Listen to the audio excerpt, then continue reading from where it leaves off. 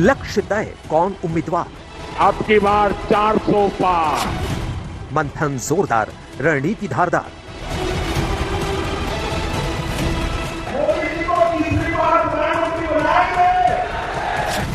यहां तैयारी जोरदार, वहां हाहाकार।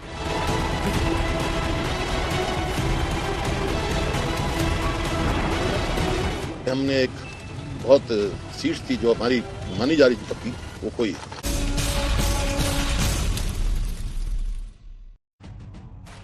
बीजेपी रफ्तार में कांग्रेस पार्टी के अंदरूनी कलह को सुलझाने में पार्टी व्यस्त है। दूसरी ओर लोकसभा चुनाव के लिए बीजेपी की तैयारी फुल स्पीड से आगे बढ़ रही है, तेजी से बढ़ रही है। माशाल्लाह बोल में इसी पर चर्चा करेंगे। सबसे पहले इससे जुड़ी बड़ी खबर आपको दिखाते हैं। अब से थोड़ी ही देर में बीजेपी केंद्रीय चुनाव समिति की पहली बैठक 2024 के चुनाव के मद्देनजर शुरू होने वाली है, जिसमें प्रधानमंत्री नरेंद्र मोदी समेत पार्टी के सारे दिग्गज करीब 125 उम्मीदवारों के नाम पर चर्चा करेंगे। सूत्रों की माने तो बैठक के बाद उम्मीदवारों की पहली लिस्ट जारी हो सकती है। सूत्र यह भी बता रहे हैं कि पहली लिस्ट में प्रधानमंत्री मोदी, गृहमंत्री अमित शाह का नाम भी हो सकता है, रक्षा मंत्री राजनाथ सिंह का नाम हो सकता है, नितिन गडकरी का नाम हो सकता है। याद होगा आपको, पिछले बार जो सबसे ज्यादा मार्जिन से जीतने वाले टॉप 10 थे, उसमें प्रधानमंत्री नरेंद्र मोदी, गृहमंत्री अमित शाह का गांधीनगर से नाम था, पीएम का वाराणसी से था। वहीं सीआर पाटिल हालांकि सबसे ज्यादा वोटों के अंतर से जीते थे, लेकिन पीएम मोदी चौथे नंबर पर थे। तीसरे नंबर पर गृहमंत्री अमित शाह भी थे, जिन्होंने गांधीनगर से भारी मार्जिन के साथ चुनाव जीता था। कुल 125 नामों का ऐलान हो सकता है। दरअसल बीजेपी ने उन 164 सीटों की लिस्ट तैयार की थी जहां पिछले चुनाव में पार्टी को हार मिली थी। ऐसी सीटों पर ज्यादा काम बीजेपी कर रही है। बहुत कम अंतर से जीत मिली थी, यानी वहां पर मामला कहीं पलट ना जाए, ये खतरा रहता है।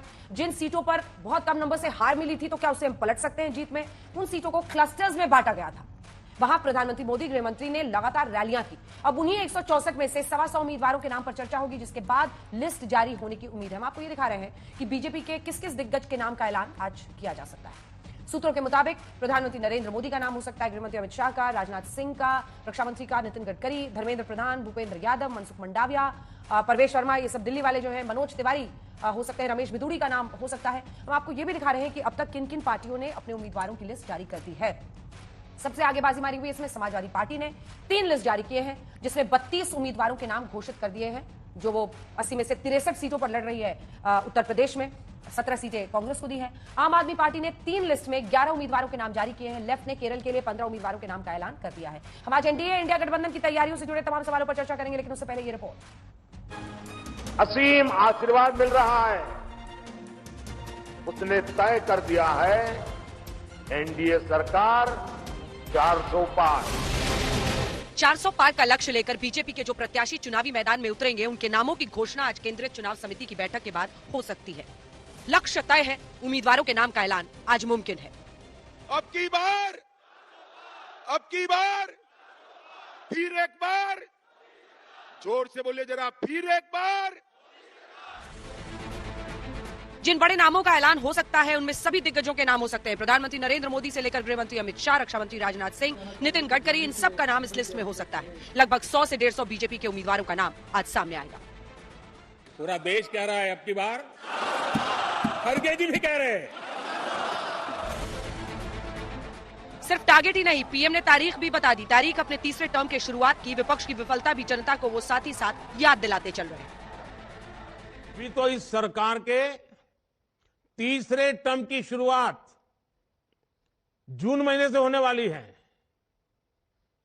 अभी से जिस स्केल पर काम होना शुरू हो गया है, जिस स्पीड पर काम होना शुरू हो गया है, वो सबको हैरत में डालने वाला है। कांग्रेस और कम्युनिस्टों के नए गठबंधन का हाल क्या है? उनका एक ही ट्रैक रिकॉर्ड है, एक ही उपलब्धि है। कैसे उन्होंने पूरे देश को दशकों तक एक ही परिवार के कब्जे में रखा। पीएम इधर 400 पार का दम भर रहे हैं, उधर बतौर गवाह सीबीआई का समन मिलने के बाद अखिलेश यादव यूपी की 80 सीटों से बीजेपी को बेदखल करने का दम भर रहे हैं। से कह रहा हूं कि यूपी से आए थे, यूपी से ही जाएंगे बाहर। 80 में 80 हारेंगे इस बार। हालांकि समाजवादी पार्टी ने उम्मीदवारों के नामों की घोषणा करने में अब तक बाजी मार ली है। यूपी में अखिलेश की सहयोगी कांग्रेस पार्टी अभी तक एक भी उम्मीदवार का नाम नहीं बता पाई है। कांग्रेस अभी व्यस्त है हिमाचल के कलेश को निपटाने में, जहां कांग्रेस के दिग्गज डीके शिव कुमार से लेकर भूपेंद्र हुड्डा मुख्यमंत्री सुक्खू बनाम प्रदेश अध्यक्ष प्रतिभा सिंह की किचकिच सुलझाने में लगे हैं। सत्ता में होते हुए राज्य में राज्यसभा चुनाव हारने का कलेश सिमट नहीं रहा। सर, पहले ये बताया जा रहा था कि हिमाचल में से सोनिया गांधी जो है वो राज्यसभा जा सकती हैं और सुक्खू साहब ने इसकी पेशकश भी की थी, लेकिन वो राजस्थान से गई और ये जो 4-5 वोटों का मार्जिन था, ऐसा अंदेशा जताया जा रहा था कि क्रॉस वोटिंग हो सकती है। तो क्या पार्टी आलाकमान पहले से जानता था कि पार्टी यूनिट में जो है असंतोष है लीडरशिप को लेके? बिल्कुल गलत है, ऐसे सवाल नहीं पूछे जाते। आपको ऐसे सवाल नहीं करना चाहिए, माफ कीजिएगा, ये बिल्कुल बेबुनियाद है, इसमें कोई तथ्य नहीं है। वैसे कांग्रेस दम भर रही है कि 400 पार एक अधूरा सपना रह जाएगा।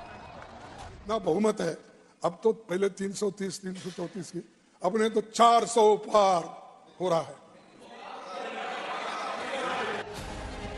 इस बार 400 पार में दम भरने प्रधानमंत्री दक्षिण के दौरे में लगभग हर सप्ताह पहुंच रहे हैं। बीते दिन तमिलनाडु में विपक्ष पर टूट पड़े, वहीं हाल ही के कार्यकारिणी में अपने कार्यकर्ताओं को भी जीतोड़ मेहनत का संदेश दिया।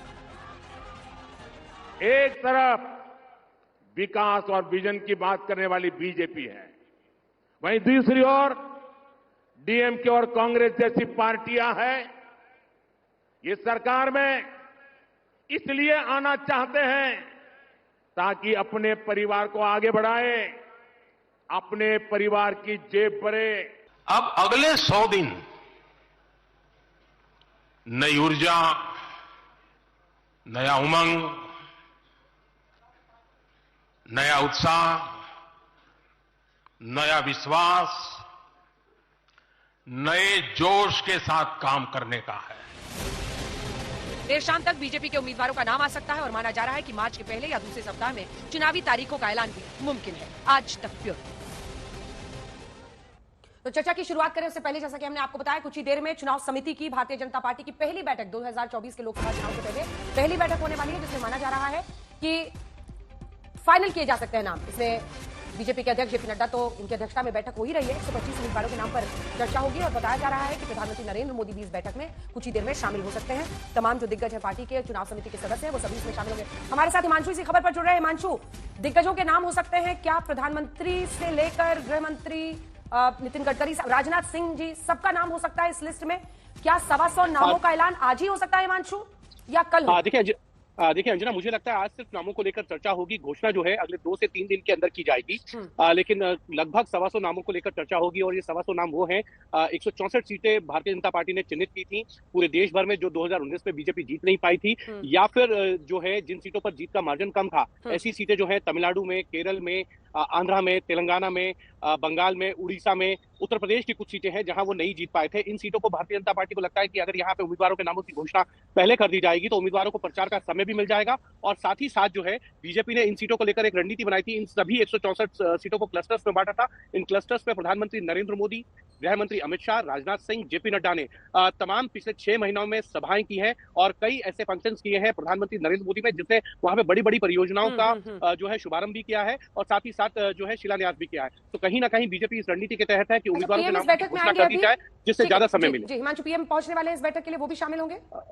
जी बिल्कुल, प्रधानमंत्री नरेंद्र मोदी भी शामिल होंगे और आज की बैठक में गुजरात, मध्य प्रदेश, उड़ीसा, झारखंड, हरियाणा, असम के साथ साथ जो है तेलंगाना और आंध्र, इन प्रदेशों के उम्मीदवारों के नामों को लेकर चर्चा होगी। और बीजेपी इन प्रदेशों में बहुत कमजोर है और बीजेपी को लगता है कि अगर इन 164 सीटों में कुछ सीटों पर भारतीय जनता पार्टी जीतती है तो जो बीजेपी का मिशन है 370 सीटें जीतने का और एनडीए को 400 सीटें जिताने का, उसमें कहीं ना कहीं जो है भारतीय जनता पार्टी कामयाब हो सकती है। इन 164 सीटों में से भारतीय जनता पार्टी का मानना है कि इस बार जो है 50 से ज्यादा सीटें जो है भारतीय जनता पार्टी जीत सकती है। धन्यवाद आपका इस तमाम जानकारी के लिए। जैसे ही कोई खबर आती है इस बैठक को लेकर जरूर इशारा कीजिएगा। प्रेम शुक्ला जी, राष्ट्रीय प्रवक्ता भारतीय जनता पार्टी के, हमारे साथ जुड़ गए। गुरदीप सप्पल जी, प्रवक्ता कांग्रेस पार्टी के। डॉक्टर आशुतोष वर्मा हमारे साथ जुड़ रहे हैं, प्रवक्ता समाजवादी पार्टी के। धीरेन्द्र कुमार जी, प्रवक्ता एलजेपी के, हमारे साथ जुड़ रहे हैं। प्रेम शुक्ला जी, समाजवादी पार्टी ने तो बाजी मार ली है, 32 उम्मीदवारों के नाम का ऐलान कर दिया उन्होंने उत्तर प्रदेश में, जो 63 पर वो लड़ रहे हैं।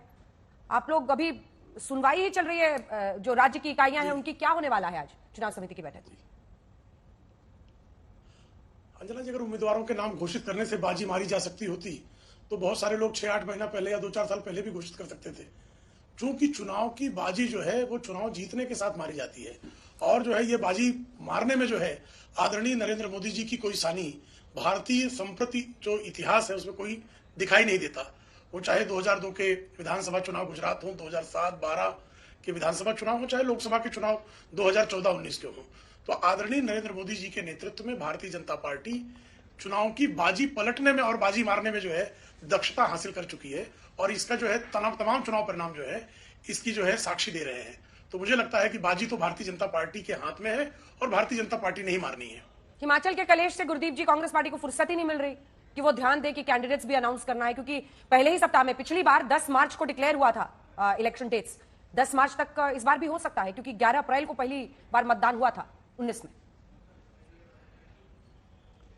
अंजना जी, ये आपका कहना है कांग्रेस का कलेश, हमारा तो बीजेपी से युद्ध चल रहा है और इस युद्ध में आज हमने उनको मात दी है। वो हमारी सरकार गिराना चाहते थे, हमने बचा ली है। तो आप इसको युद्ध में हमारी जीत की तरह सेलिब्रेट कीजिए, अपने दर्शकों को बताइए कि भारतीय जनता पार्टी का एक और प्रयास, एक और स्टेट गवर्नमेंट को गिराने का विफल हो गया। राज्यसभा सांसद तो उनका बन गया गुरदीप जी, अभी बीजेपी को कदम कदम पे मात पड़ रही है। गुरदीप जी, राज्यसभा सांसद तो उनका बन गया, अभिषेक मनु सिंघवी जी हार गए, 40 विधायक थे आपके।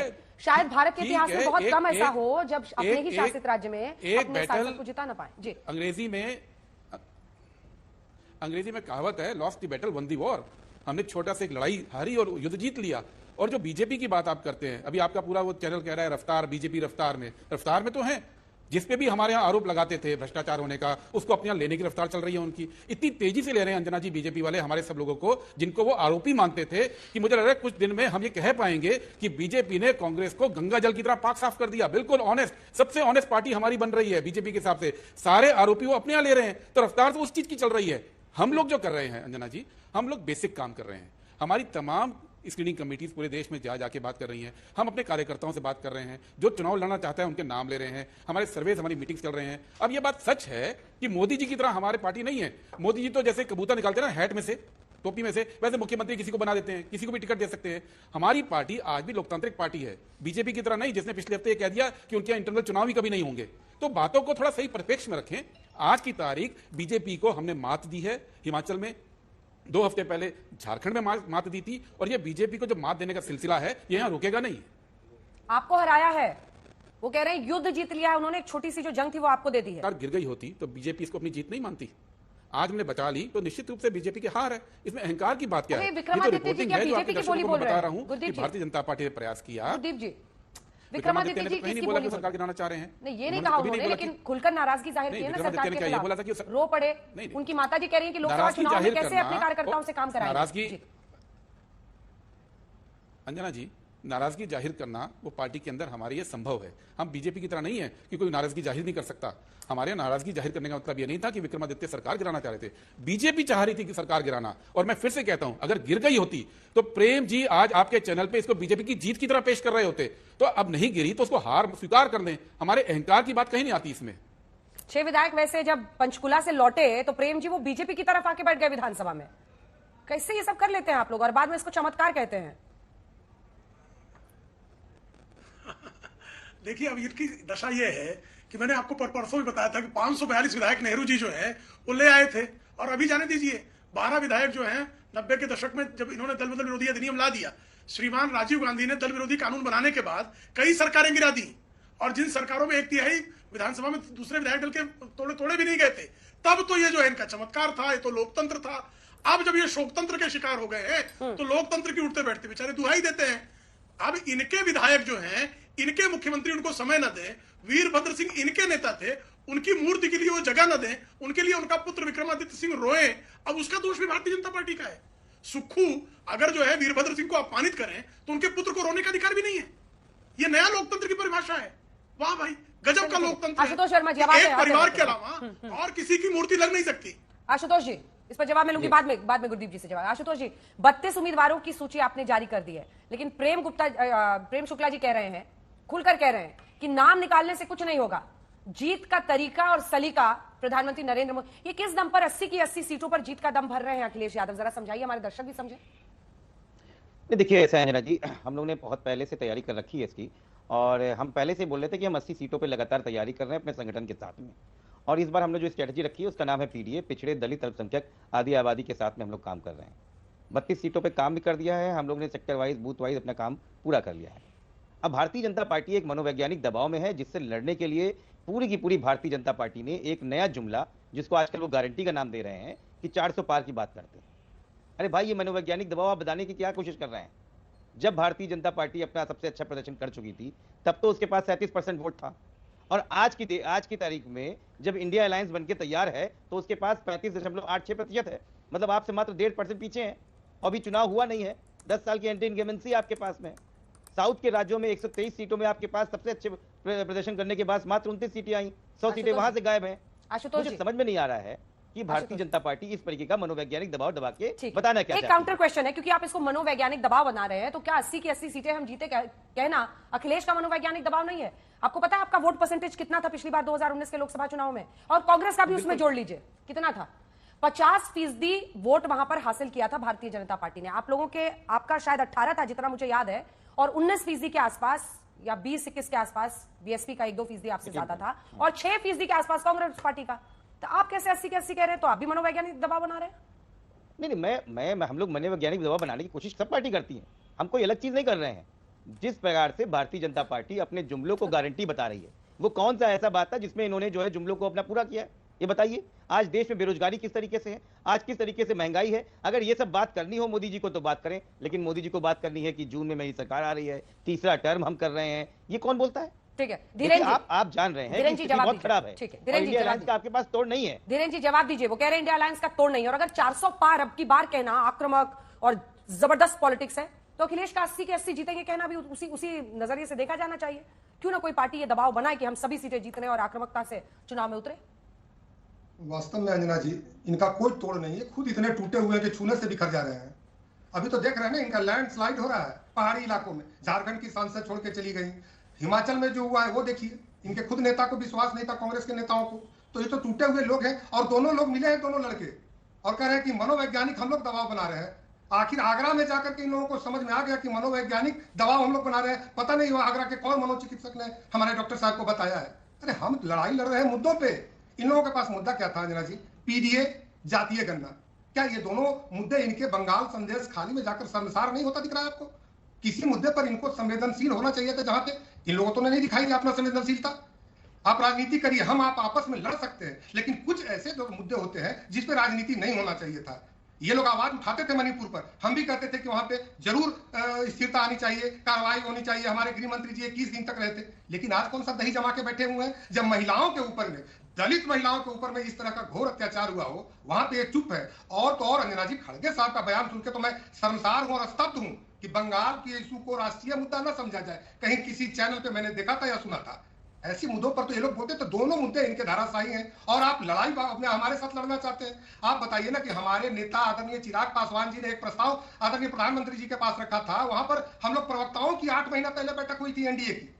हमारे कार्यकर्ता एक दूसरे से मिले हुए हैं, रोज आपस में बात करते हैं। हमारी बूथ कमेटियां बनी हुई है। अगर बिहार में 40 सीटें हैं तो जो जितनी हम लड़ेंगे जीतेंगे। बाकी अपने सहयोगियों की भी तैयारी हमने करके रखी है। दूसरे एक दूसरे का ये लोग पांव खींच रहे हैं, हमें तो समझ में नहीं आता। कांग्रेस के मित्र को मैं बताना चाहता हूं कि आप अपनी जमीन बताइए। पहले के डिबेट में भी मैंने बोला था अंजना जी कि जब से मुंबई से आदरणीय राहुल गांधी जी ने स्टार्ट किया, पहले गठबंधन के लोग छोड़कर जा रहे थे। अब क्या हुआ कि इनके ही लोग छोड़ के जा रहे हैं, इनके विधायक इनको छोड़ के जा रहे हैं। खुद ये लोकतंत्र के जल्लाद थे। लोकतंत्र की हत्या करना कैलेंडर के तरह मुख्यमंत्रियों का बदलना स्वर्गीय इंदिरा गांधी जी के समय में रहता था। आज ये हमको लोकतंत्र की दुहाई दे रहे हैं। मुझे आश्चर्य होता है, देश के लोग सब कुछ जानते हैं और ये भ्रम फैलाने की कोशिश आप नहीं करिए। हाँ, महात्मा गांधी जी के एक सपना को आदरणीय राहुल गांधी जी पूरा कर रहे हैं। उन्होंने कहा था कि विदेशी लोगों ने कांग्रेस की स्थापना करी थी, इसको चुनाव आजाद होने के बाद बंद कर देना चाहिए कांग्रेस पार्टी को। किसी कांग्रेस के प्रधानमंत्री ने या नेता ने इस काम को नहीं किया। लेकिन मैं धन्यवाद देना चाहता हूं आदरणीय राहुल गांधी जी को कि घूम घूम कर ये कांग्रेस को बंद कर रहे हैं, और ये कहते हैं कि ईवीएम की बात ये लोग कर रहे हैं। ठीक है, जवाब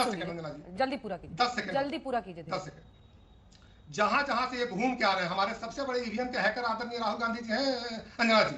जिस इलाके से ये घूमे और इनका रथ घूमा है, वहां का ईवीएम और परिणाम आने दीजिए, वहां का रिजल्ट देखिएगा। हमारे सबसे बड़े स्टार प्रचारक अगर कोई है तो आदरणीय राहुल गांधी जी हैं और आदरणीय अखिलेश प्रसाद सिंह जी हैं। गुरदीप जी, बहुत बहुत धन्यवाद। गुरदीप जी, सीधा अटैक है आपकी लीडरशिप पर, राहुल गांधी पर, आपकी पार्टी पर। देखिए भारतीय जनता पार्टी के जो साथी भी होते हैं ना, वो भी झूठ बोलने की कला में माहिर हो जाते हैं। बातों बातों में 2 झूठ बोल गए। एक कि खरगे जी ने संदेशा कली में कुछ बोला। अरे आपने देखा होता, उन्होंने स्पष्ट उस प्रोग्राम में बोला था कि महिलाओं पे कहीं भी अत्याचार हो उसके हम भर्त्सना करते हैं। रुकिए, वीडियो तो आप आगे पीछे दिखाएंगे ना, उस पूरे वीडियो को आप जाके देख लीजिएगा, इंटरनेट पे मौजूद है। दूसरा, आपने ये बोल दिया गांधी जी ने कहा था कि कांग्रेस को खत्म कर देना चाहिए। ये वो झूठे जो आरएसएस पिछले 70 साल से 75 साल से फैला रही है, आप उसी को रिपीट कर रहे हैं जो कभी नहीं कहा था उन्होंने। अब आ जाइए मुद्दे की बात। मुद्दा क्या है? आप बार बार मुद्दा मुद्दा बोल रहे थे। मुद्दा वो नहीं जो बीजेपी कह रही है। अंजना जी इस प्रोग्राम की एंकर हैं आप। 2014 में मोदी जी आए, बहुत बड़ा वायदा था, मैं इनकम टैक्स को खत्म करूंगा, कम भी नहीं खत्म करूंगा। आप 2014 के अंदर 10 लाख के ऊपर 30% इनकम टैक्स देती थी। आज 2024 में भी 10 लाख पे 30% है, इतना ही है ना। अब याद कीजिए हमारा टेन्योर 2004 में इनकम टैक्स स्लैब 2.5 लाख था 30% का, और जब हम छोड़ के गए तो 10 लाख, 4 गुना इनकम टैक्स का स्लैब बढ़ गया। आज अगर हमारी सरकार इसी हिसाब से होती तो शायद 30-40 लाख का स्लैब होता। अंजना जी, आप भी और हमारे तमाम मित्र भी हर महीने लाख रुपया 1.25 लाख रुपए बचा रहे होते। मुद्दा यह देश के सामने रखने की बात है। बीजेपी की बातों को छोड़ दीजिए। बीजेपी जो करती आई है, आप देखिए 2004 के अंदर जब हम आए और 2014 में जब हमारी सरकार गई, सरकारी सैलरी लगभग 4.5 गुना बढ़ी, 4.5 गुना। पिछले 10 साल में 1.5 गुना। और जो मजदूरों की तनख्वाह है 1% बढ़ी है 10 साल में, 1%, 1.2% डेटा कहता है सरकार का। 10 साल महंगाई बढ़ रही है, कमाई नहीं बढ़ रही है। मुद्दा ये होता है। मुद्दा ये नहीं होता कि मोदी जी ने कहा 400 पार। मोदी जी तो जो मर्जी बोले, प्रबंधन पर ये चर्चा है ना, में जहां बीजेपी की सत्ता, चुनावी प्रबंधन पर ये चर्चा है। हाँ, तो उस पर आइए, उस पर प्रबंधन की बात बता रहा हूं जी, क्योंकि आप लोग हिमाचल में एक राज्यसभा चुनाव आता है सर, आपने मुद्दा बोला, आपको राज्य को बचाना पड़ता है जी। देखिए, आप मुद्दे की बात बोल रहे थे अंजना जी आप मुद्दे की बात बोल रहे थे, इसलिए मैंने मुद्दा बोला। अब प्रबंधन की बात कर लीजिए। भारतीय जनता पार्टी की जहां जहां वजूद है, जहां जहां वो जीतते हैं, वो ऑलरेडी सारी सीटें उनके पास हैं। हिमाचल में देखिए, राजस्थान में देखिए, गुजरात में देखिए, हरियाणा में देखिए, पूरी पूरी सीटें जीती हैं। अब वो जितना मर्जी समर्थन का दावा करें, वो ट्रेडमिल पे दौड़ने जैसा है। जितना मर्जी तेज दौड़ लें आज की तारीख में, खड़े वहीं रहेंगे, आगे नहीं बढ़ेंगे। हमारे लिए मौका है। कांग्रेस पार्टी, इंडिया अलायंस हर स्टेट में, आज कोई नहीं कह रहा ना कि राजस्थान में हम कोई सीट नहीं जीतेंगे, आज कोई नहीं कह रहा ना कि हम हरियाणा में सीटें नहीं जीतेंगे, आज ये कोई नहीं कह रहा है कि मध्य प्रदेश में हम पिछली बार की स्थिति में रहेंगे, आज ये कोई नहीं कह रहा कि उत्तराखंड में हम 2019 की स्थिति में हैं, या बिहार में हमारी स्थिति इंप्रूव नहीं हुई, या महाराष्ट्र में इंप्रूव नहीं हुई, या कर्नाटक में इंप्रूव नहीं हुई, या तेलंगाना में इंप्रूव नहीं हुई। तो जब हमारी स्थिति इन सब स्टेट्स में इंप्रूव हो रही है तो सीट तो हमारी बढ़ेगी। भारतीय जनता पार्टी ट्रेडमिल पे जितना मर्जी तेज दौड़ ले, आगे नहीं पहुंचेगी। मुद्दा यह है कि 400 पार मोदी जी कह रहे हैं। मुद्दा यह है कि जहां जहां पे हम लोग हैं वहां पे हम जीतेंगे। और आप देखिए आने वाले दिनों में, अभी तो ये कह रहे हैं कि हमारे लोग छोड़ के जा रहे हैं, क्योंकि आप घबरा रहे हैं। आप हमारे लोगों को ले रहे हैं, जिनको साम दाम दंड भेद इस्तेमाल करके आप ले जा रहे हैं। सवाल यह है, ये कांग्रेस पार्टी का मैं प्रवक्ता हूं, आपको मैं बता दूं, कांग्रेस पार्टी का 52 बार विघटन हुआ, लेकिन आज भी राष्ट्रीय पार्टी है। और वो राष्ट्रीय पार्टी है जो चुनौती बीजेपी को दे रही है, और 55 साल राज भी किया। तो लोग जाते रहेंगे, कांग्रेस पार्टी दोबारा खड़ी होती रहेगी। बीज है, उगता रहेगा दोबारा। ठीक, जवाब दीजिए। ये मल्लिकार्जुन खड़गे ने भी ये लाइन कही थी कि बीज है, बार बार हम उठेंगे, खड़े होंगे।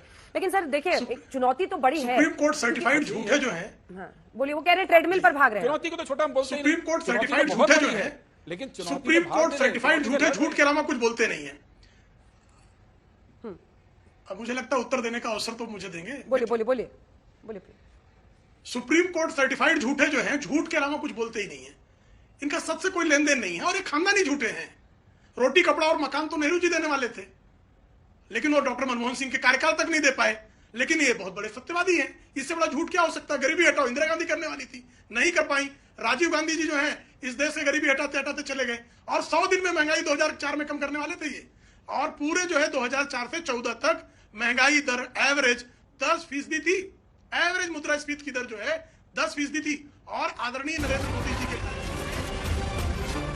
खबर इस वक्त आ रही है प्रेम शुक्ला जी, थोड़ी देर में बीजेपी केंद्रीय चुनाव समिति की बैठक शुरू होने वाली है, और 125 आज 52 सीटों पर आप खड़े हैं और लगातार नीचे जा रहे हैं। पिछली बार आपको जो लोकसभा में सीटें मिली थी, अब वायनाड में भी सीपीआई आपके खिलाफ जो है ताल ठोक कर खड़ी है। पिछली बार आपको केरल, तमिलनाडु, पंजाब सबसे अधिक सीटें मिली थी। पंजाब में आपने सारे शस्त्र डाल देने के बावजूद भी, केजरीवाल के चरणों में कांग्रेस की असमत समर्पित कर देने के बावजूद भी, पंजाब में आपको साथ लेने के लिए तैयार नहीं है। तो पंजाब की सीटें तो आपकी बढ़ने से रही साहब। तमिलनाडु में एंटी इनकम्बेंसी दिखाई रहा है। केरल में आपके साथ जो इंडिया अलायंस के आप दम भर रहे थे, जो सीताराम येचुरी को अपना नेता राहुल गांधी स्वीकार कर चुके थे, वहां पर भी वाम मोर्चा आपके खिलाफ जो है पहले से ही ताल ठोक कर खड़ा है। तो सीटें कहां बढ़ा रहे हैं मित्र? 80 सीटें आपकी जो उत्तर प्रदेश में हैं उसमें 17 सीटें मिली हैं और 17 ऐसी सीटें की आपकी दशा है कि अमेठी से जो है समाजवादी पार्टी के राकेश सिंह और महाराजी देवी अमेठी से जो है आपके विरुद्ध ताल ठोक कर खड़े हो गए हैं। रायबरेली से मनोज पांडे आपके विरुद्ध ताल ठोक कर खड़े हो गए हैं। तो अमेठी और रायबरेली में सपा भी साथ खड़ी हो जाए तब भी आपकी जीत की कोई संभावना दूर दूर तक दिखाई नहीं देती। आपके समाजवादी पार्टी के लोग सीटों का बंटवारा आवंटन कर देते हैं राष्ट्रीय लोकदल को और राष्ट्रीय लोकदल साथ आने के लिए तैयार नहीं है। यह तो स्थिति कांग्रेस 272 सीटों पर लड़ेगी क्या, ये बड़ा यक्ष प्रश्न हो गया है। क्योंकि बंगाल में आपको 4-5 सीटों से अधिक सुश्री ममता बनर्जी देने के लिए तैयार नहीं, 4-5 सीटों से अधिक आपको बिहार में कुछ मिलने के लिए तैयार नहीं, उत्तर प्रदेश में आप 17 सीटों पर सिमटे हुए हैं, महाराष्ट्र में आपको उद्धव ठाकरे जो हैं खुद कह रहे हैं कि हमको 23 सीटों पर लड़ना है, शेष आप और शरद पवार बांट लीजिए। तो जो बड़े राज्य हैं, आप तमिलनाडु में भी आप छुटवाइए। अरे आपकी सीट शेयरिंग कुछ हुई है सर? गजगम बड़ा भाई आप छुटवाइए होकर चुनाव लड़ने आपकी कोई सीट शेयरिंग हुई है सर? अरे उनकी परेशानियां छोड़िए ना, उनको समझ नहीं। हमारी सीट शेयरिंग में हमारी सीट शेयरिंग में तो कोई परेशानी ही नहीं है, क्योंकि आदरणीय नरेंद्र मोदी पर हमारे साथियों को इतना विश्वास है कि हमको 282 सीटें मिलेगी। जेडीयू को कितनी दे रहे हैं? एक्मोडेट करते हैं सरकार में, हमको 303 सीटें मिलेंगी तब भी हम अपने साथियों को एक्मोडेट करते हैं। जेडीयू को कितनी दे रहे हैं? और जबकि सिर्फ जो है 213 सीटें 206 सीटें मिल गई, सिर्फ 206 सीटें सोनिया गांधी को मिल गई, तो लालू जी को जो है सरकार में नहीं लिया, धक्का मार के बाहर खड़ा कर दिया। तो कांग्रेस तो अपने साथियों के साथ हमेशा से मौका देखते ही उनको बाहर का रास्ता दिखाती है। लालू प्रसाद यादव ने 2009 में यह देखा है, भारतीय जनता पार्टी 300 अपने गठबंधन के साथियों को मंत्रिमंडल में स्थान देती है। जेडीयू को कितनी सीटें दे रहे हैं जी? एलजेपी का ही बता दीजिए, रामविलास गुट को कितनी सीटें दे रहे हैं? जेडीयू को सम्मानजनक सीटें देंगे। जेडीयू ने आज तक आकर पूछा कि हमको सीटों पर कोई विवाद है? यहाँ तो अरविंद केजरीवाल जो है रोज आके बयान दे रहे थे, ममता रोज बयान दे रही हैं, संजय राउत रोज बयान दे रहे हैं। हमारे किसी गठबंधन के साथी ने कभी जो है मीडिया में आकर सीटों के बंटवारे को लेकर किसी प्रकार का जो है संशय जाहिर किया क्या? अगर कोई बाइट हो तो चला दीजिए। आशुतोष जी, इनकी बाइटें कहिए तो मैं भेज देता हूँ। आशुतोष जी एक बार आशुतोष जी बोले, फिर गुरदीप साहब आ रही। देखिए अंजना जी, देखिए जो डेमोक्रेटिक स्ट्रक्चर होता है पार्टियों का, अलायंस का, वो हम लोग के वहाँ इंडिया अलायंस में दिखता है। कम से कम अपनी बात रख सकते हैं। क्या भारतीय जनता पार्टी में कोई बात रख सकता है कि हमको इतनी सीटें हैं? आपके पास तो ऑप्शन ही नहीं है। फिर भी लोग उधर जा रहे हैं ना आशुतोष जी। एक पहले आप ही बुझा दीजिए। आप कह रहे हैं वहां कोई कुछ बोल नहीं पाता, वहां पे किसी को कुछ मिलता नहीं है, सब लोग एकदम ये हो जाते हैं, तो सब काहे जा रहे हैं उधर? नहीं, मैं तो बोल रहा हूँ ना भाई, जिसकी जहां महत्वाकांक्षा हो अपनी जाए। देखिए लड़ाई पार्टियों की होती, विचारधाराओं की होती है, व्यक्तियों की नहीं होती है। इस देश में अगर व्यक्तियों के हिसाब से लड़ाई होने लगे तो हिटलर शाही आ जाए, और कहीं ना कहीं भारतीय जनता पार्टी वही करना चाहती है।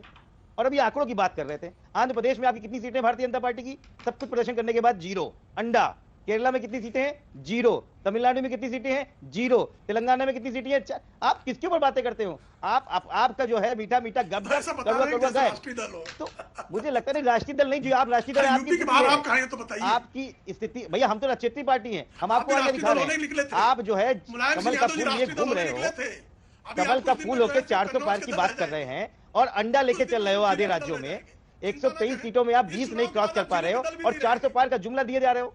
मुझे तो हंसी आती है कि बोलते हुए आप लोगों की जबान नहीं कपकपाती है। 0 सीटें पा रहे हो आप राज्य। अच्छा, आपकी कांप रही है कि नहीं 80 की 80 कहने में? आशुतोष जी ऑन अ लाइटर टोन, आपकी कांप रही है कि नहीं 80 की 80 जीतेंगे यूपी कहने में? नहीं, हम तो कह रहे ना, हम तो ये थोड़ी कह रहे कि हम 0 लाए, हम तो कुछ ना कुछ तो लाए ना। 0 नहीं लाए हैं, जो 0 पे आया हुआ है वो 400 पार का सपना दिखा रहा है। नहीं, जिले तो आपका, और जिला कहाँ है वो तो भी, जिला तो अभी कुछ दिनों बाद पता चल जाएगा जिस प्रकार से। और अभी मैं अभी जिले लाई, जो ये लोग जनशक्ति पार्टी वाले बता रहे थे कि इंडिया गठबंधन टूट रहा है, जिसकी पार्टी के ही 2 फाड़ होके चल रहे हैं, वो हम पे कमेंट कर रहा है। जिनको बात करी, अभी रामपुर में एक दलित बच्चे को इसलिए गोली मार दी गई क्योंकि उसने बाबा साहब की मूर्ति को तोड़ने का विरोध किया है। उस पर इनकी जबान में जो दही जम जाता है, लेकिन इनको बाहर क्या हो रहा है ये जरूर दिखाई पड़ रहा है। और आप कम से कम सीख मत दीजिए, इस देश में क्या क्या हुआ है और लोक जनशक्ति पार्टी कहां कहां बैठी हुई है, इससे ज्यादा किसी को सिखाने की जरूरत नहीं है। इस भारत का इतिहास बताता है, जहां सरकार है वहां पे लोक जनशक्ति पार्टी बैठी हो। आप देख लीजिए इतिहास में, किसी को बताने की जरूरत थोड़ी है। ये तो आपसे सीख किसी को नहीं लेना है। ये तो खैर धीरेन जी, ये सच्चाई है। आपको दोनों साइड का बड़ा अच्छा अनुभव रहा है। जब तक यूपीए की सरकारें रही, यूपीए में रहे, जब एनडीए की बन गई तो आप लोग बहुत सही समय पर समझ गए। इसका क्रेडिट तो मिलना ही चाहिए कि भांप लेते हैं कौन जीतने वाला है। अंजना जी, इसका क्रेडिट क्यों नहीं देते हैं कि दोनों गठबंधन में हमारे नेता, पार्टी के संस्थापक स्वर्गीय रामविलास पासवान जी मंत्री रहे, लेकिन दामन पे कोई दाग नहीं है। वाहवाही उसकी देनी चाहिए ना, बात तो इसकी होनी चाहिए। और इनको इतना दर्द हो रहा है, हम लोग काम करते हैं इसलिए जनता के बीच में जा रहे हैं। आप लोग तो आपस में नहीं बैठते हैं। हम लोग बोले ना, इसके पहले भी बोला है कि प्रवक्ताओं की भी बैठक हो चुकी है। और कांग्रेस के लिए मैं बोलता हूं अंजना जी, ये गाना था पहले कि मोहब्बत अब तिजारत बन गई है, तिजारत अब मोहब्बत बन गई है। तो ये जो मोहब्बत के दुकानदार थे अब व्यापार कर रहे हैं, और पहले भी व्यापार करते थे। ये लोग सरकार थोड़े ही चलाते थे, जब जब गद्दी आया ये व्यापार किए बैठ के, और यहाँ पर ये लोकतंत्र की दुहाई दे रहे हैं। मुझे तो हैरत लगता है इन लोगों को कि आपस में बोलते इसमें आजादी, हमारे ऊपर में कोई दाग नहीं है ना। सरकार में रहना, लोगों का काम करना। व्यापार हो रहा था, उसमें आप क्या कर रहे थे? सुनिए सही, अगर गरीबों के हाथ में मोबाइल देख रहे हैं, वो हमारे नेता रामविलास पासवान जी की सोच रही है कि हर एक पहुंचते हैं 2024 में पहुंचते हैं 2024 में पहुंचते हैं। गुरदीप जी 2024 में लैंड करते हैं वापस। गुरदीप जी, क्या आपको ये नहीं लग रहा है कि 400 का टारगेट पीएम सेट कर चुके हैं, क्लस्टर्स बना रहे हैं उन सीटों पर जहां पर कम मार्जिन से या तो हारे थे या कम मार्जिन से जीते थे, क्योंकि बाजी पलट सकती है, उसी तरह की कोशिशें करनी होंगी। राज्य इकाइयों के साथ बैठकर सीट्स फाइनल हो रही है, उधर टारगेट सेट है, वो तारीख भी बता रहे हैं कि जून में हमारा थर्ड टर्म शुरू हो रहा है। आप लोग लेट तो नहीं हो रहे? चिंता तो नहीं हो रही कि हमारा जो टॉप लीडरशिप है वो लेट तो नहीं कर रहा? अंजना जी, 543 सीटों में से लगभग 180 सीटों पे बीजेपी शून्य है। बीजेपी लड़ती ही 350 से कम सीटों पे है ढंग से, तो 400 कैसे आ जाएंगी? वो तो छोड़ दीजिए। मैं इस प्रोग्राम में ये बहस करूंगा ही नहीं प्रेम शुक्ला जी से कि उनकी कितनी आएंगी, हमारी कितनी आएंगी। मैं आपके प्रोग्राम में हूं इस देश की जनता से बात करने के लिए। वो जनता जो भारतीय जनता पार्टी का जो सरकारी पोर्टल है, श्रमिक पोर्टल, ई श्रम पोर्टल, उसमें प्रेम जी आप जानते हैं करीब 28 करोड़ लोग रजिस्टर्ड हैं। उसमें से 96% 10,000 से कम सैलरी पा रहे हैं, 10,000 से कम आय पा रहे हैं। वो लोग जो 25-26 करोड़ लोग 10,000 रुपए महीने पे जिंदा हैं पिछले 10 साल से, हम उनसे बात कर रहे हैं, हम उनके वोट लेंगे। और वो क्यों कम सैलरी नहीं बढ़ी 10 साल में? अंजना जी, मैं आपको बताना चाहूंगा कि 10 साल हमने खो दिए, इस देश ने खो दिए। मनमोहन सिंह जी 2004 में पीएम बने और 14 में उनका टर्म खत्म हुआ। जीडीपी 300% बढ़ी, 300%, 721 यूएसडी से 721 बिलियन डॉलर से 2000 बिलियन डॉलर, और 10 साल में 73% बढ़ी। आज हमको कहां होना चाहिए था देश को? चूंकि इनकी जीडीपी बढ़ती नहीं, चूंकि इनकी पॉलिसीज कर्जा लेती रही, पूरे देश 70 साल क्या किया बोलते हैं, 70 साल में कर्जा था 55 बिलियन डॉलर, आज कितना कर दिया? 167 बिलियन डॉलर। 10 साल में 110 बिलियन डॉलर कर्जा लेके आप सारा डकार गए। जनता 10,000 रुपए महीने पे काम कर रही है, महंगाई बढ़ रही है। मैं उनसे बात करूंगा, मुझे इससे मतलब नहीं कि प्राइम मिनिस्टर क्या बोलते हैं, मुझे इससे मतलब है कि इस देश की जनता क्या कह रही है। और जनता कह रही है कि 10 साल आपने महंगाई दी, कमाई नहीं दी, 10 साल आपने इस देश के बर्बाद किए। आज की तारीख में अगर हमारी सरकार होती तो आज हम 2000 बिलियन डॉलर पे नहीं खड़े होते। अगर डेटा देखो तो आज हम 5000 बिलियन डॉलर पे होते, जिसके लिए ये 2040 का आज वो कर रहे हैं। पूरे देश को केवल झूठ बोलकर प्रोपेगेंडा के तहत ये दिखा रहे हैं बड़ी तरक्की हो रही है, लेकिन जो जनता है वो नहीं मान रही है। और चुनाव के समय में कांग्रेस पार्टी, इंडिया अलायंस उस जनता से बात कर रही है। उस जनता से हम कह रहे हैं कि देखिए 10 साल वेस्ट हुए, आने वाला वक्त आपका वेस्ट नहीं हो। लेकिन आप एक अच्छी जिंदगी के हकदार हैं और वो अच्छी जिंदगी वही सरकार देगी जो समझती है। बोलने के लिए आपने गलत दिन नहीं चुना, क्योंकि अभी जीडीपी के नंबर्स हुए हैं, पिछले साल 7% के मुकाबले 7.6 पहुंचा है आंकड़ा। तो लोकसभा चुनाव के पहले उनके लिए तो बड़ी राहत है ये नंबर कोट करने की। मैंने आपको आंकड़े बताए। अंजना जी, मैं फिर रिपीट करता हूं, 2004 में कितना था? 721 बिलियन डॉलर। 2024-14 में कितना था? 2000 बिलियन डॉलर। कितनी बड़ी? 3 गुना। देखिए, एक मिनट, 3 गुना बड़ी, 721 से 2000 बिलियन। आज 2000 से कितना हुआ? 3500, 1.5 गुना बड़ी। एक तरफ 3 गुना, एक तरफ 1.5 गुना। इसमें मुझे बोलने की जरूरत क्या है? अब वो बोलते हैं हमारे टाइम में बढ़ गई, जितनी बढ़नी थी उतनी नहीं बढ़ी। यूपीए के टाइम पे प्रति व्यक्ति जीडीपी 10 साल में 150% बढ़ी, हर व्यक्ति की आय बढ़ी 150%, इनके टाइम में 25%। प्रेम शुक्ला जी जवाब। लेकिन अटल बिहारी वाजपेयी जी ने जो है डॉक्टर मनमोहन सिंह को 8% ग्रोथ रेट पर 8.5% ग्रोथ रेट देकर गए थे, ये 4.6% ग्रोथ रेट लेकर आए थे। फ्रेजाइल 5 इकोनॉमी जो है पूरी दुनिया ने कहा था, 1 ट्रिलियन डॉलर की इकोनॉमी इनके 7 कार्यकाल में हुई, 3.6 ट्रिलियन डॉलर की इकोनॉमी आदरणीय मोदी जी ले गए। 11वें नंबर की अर्थव्यवस्था जो है लुटेरी कांग्रेस जो 12 लाख करोड़ रुपए लूट कर श्रीमती सोनिया गांधी के नेतृत्व में जो कांग्रेस ही ले गए, उसके कारण जो इस देश की दुर्दशा थी, उससे इस देश की दुर्दशा से मुक्त करा के 5वें नंबर की अर्थव्यवस्था आदरणीय नरेंद्र मोदी जी के नेतृत्व में बना।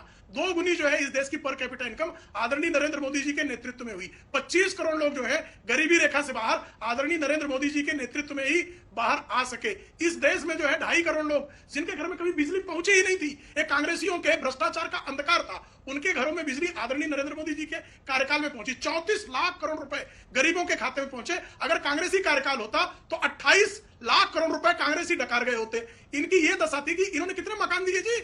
हमने 4 करोड़ गरीबों